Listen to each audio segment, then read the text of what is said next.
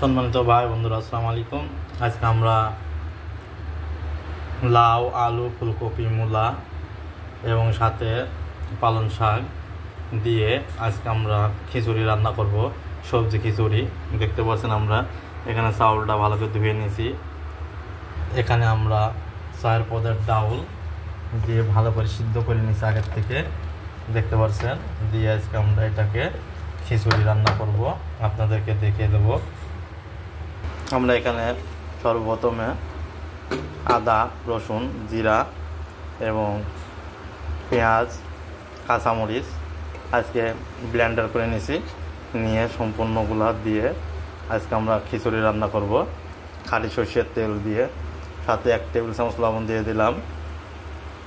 আমরা এখন এর মধ্যে হলদি গুঁড়া, মরচির গুঁড়া, ধনিয়ার গুঁড়া এবং গরম মশলা, দারচিনি, এলাচ, লবঙ্গ, গোলমরিচ দিয়ে নিলাম। দিয়ে এখন তো 2টা তেজপাত দিয়ে দেবো। দেখতে পাচ্ছেন মশলাটা আমাদের কষানো হয়ে গেছে। এখন এর মধ্যে আমরা চাউলটা দিয়ে একটু কষাই নেব, নিয়ে সবজিগুলো দেব। এখানে আমরা চাউলটা এখন ঢেলে দিলাম, দেখতে পাচ্ছেন। ভালো করে চাউলটাকে আমরা মিক্স করে নেব, নিয়ে একটু ভাজি করে নেব আর কি।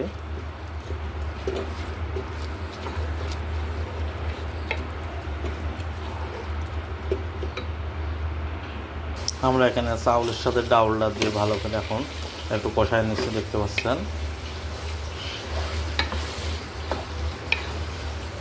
আসলে আমরা এখানে ব্যবহার করেছি 4 রকম ডাল: খেসারির ডাল, মটরের ডাল, ছোলার ডাল এবং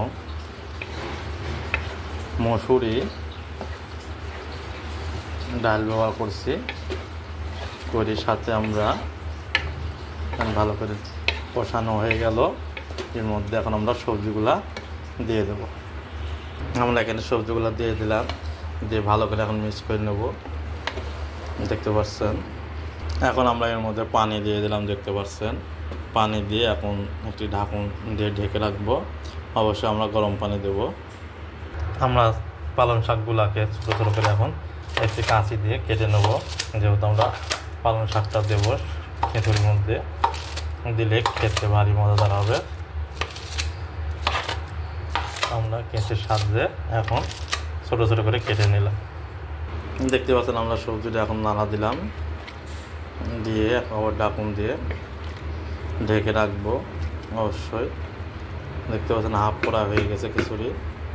আমরা এখন এর মধ্যে পালং শাকটা দিয়ে দিলাম, ভালোভাবে মিক্স করে নেব পালং শাকটা।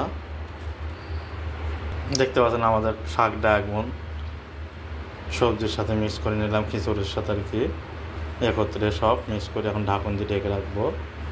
দেখতে পাচ্ছেন আমরা তলায় একটু ভালোভাবে লেগে দিলাম, যাতে তলায় না লেগে যায় সেদিকে আমরা লক্ষ্য রাখবো, যেহেতু ডাউল আছে।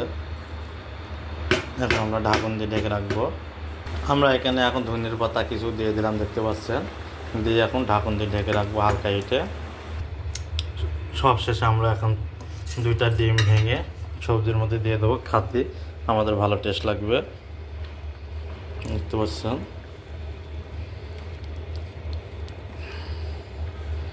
অবশেষে আমাদের সবজি খিচুড়ি হয়ে গেছে, দেখতে পাচ্ছেন। আমাদের এই খিচুড়িটা আপনাদের ভালো লেগে অবশ্যই আপনারা আমাদের পেজটিকে লাইক, শেয়ার, কমেন্ট করতে ভুলবেন না এবং অন্যকে দেখার সুযোগ করে দিবেন। আলম রান্নাঘর থেকে আল্লাহ হাফেজ।